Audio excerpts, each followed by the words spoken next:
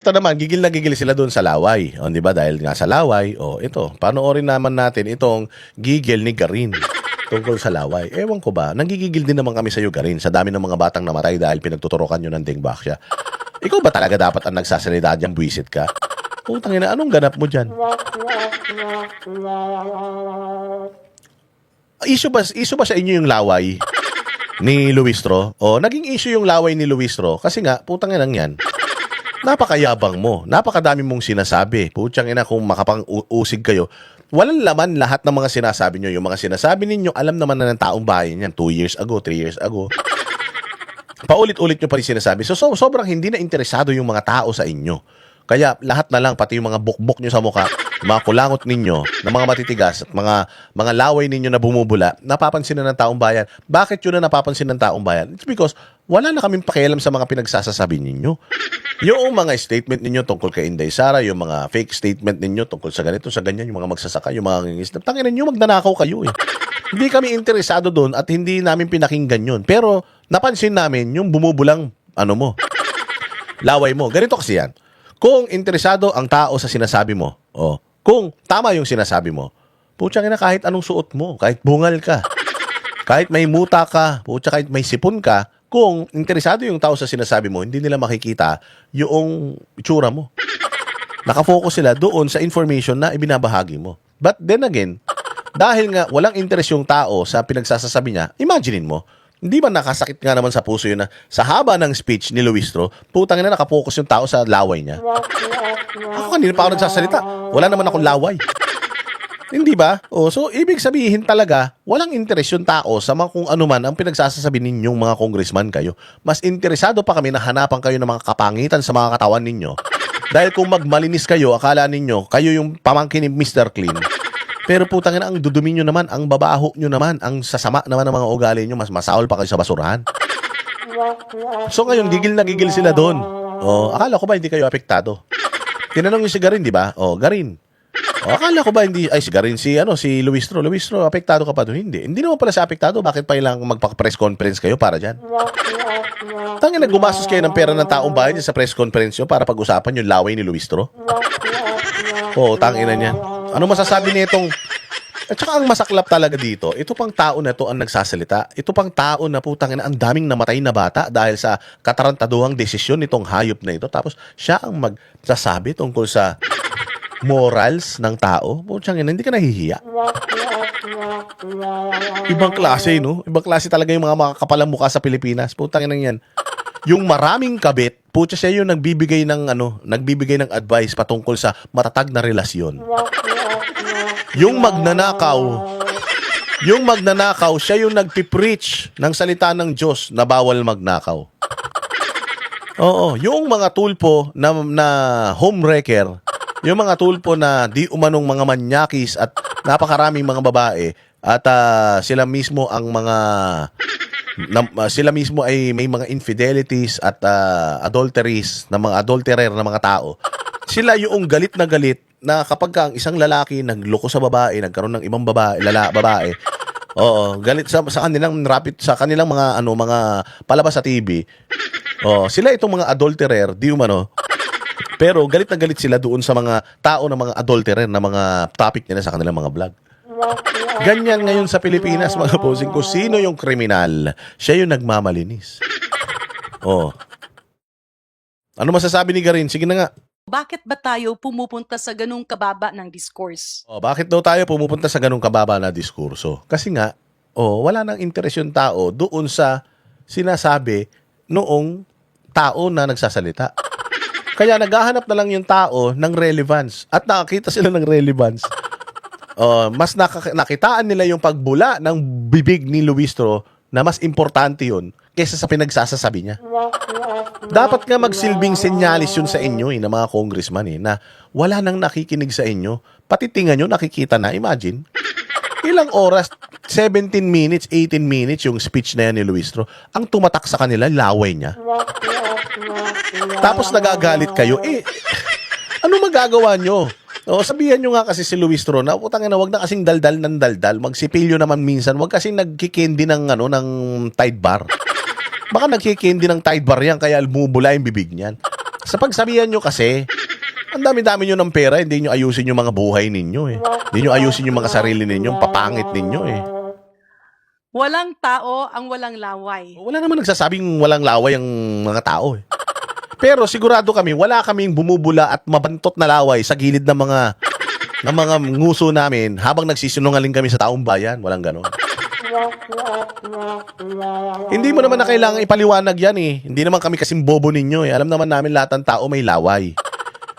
Hindi nga lang lahat ng tao panisang laway katulad ni Luistro. Kasalanan pa ba namin yun?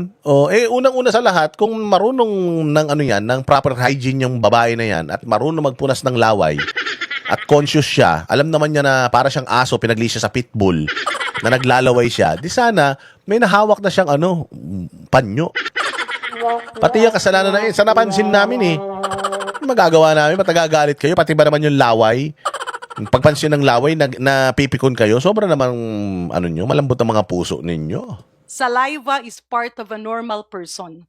At kapag medyo nadidehydrate ka, or ikaw ay umiinom ng maintenance medications, kaakibat nito ay talagang medyo nagkakaroon ng dryness.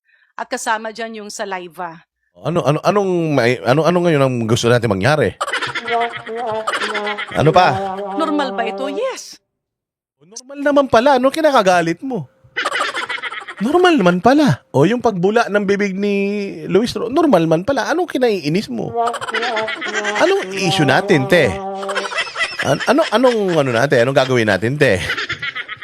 So, why focus on that? May nakita pa nga ako, no? I believe kaibigan ko rin ito at parang tila spokesperson nga nung defense panel. I'm not sure kung ano yung, if the spokesperson siya. Pero, nagulat ako nung sabihin niya, physiologically, medically, scientifically, ang laway daw at ang sipon ay simbolo ng mga taong nagsisinungaling. Katulad yun, yung pagtulo ng sipon ni Bongbong, anong simbolo no? Simbolo yun ng di umanong paggamit niya ng droga.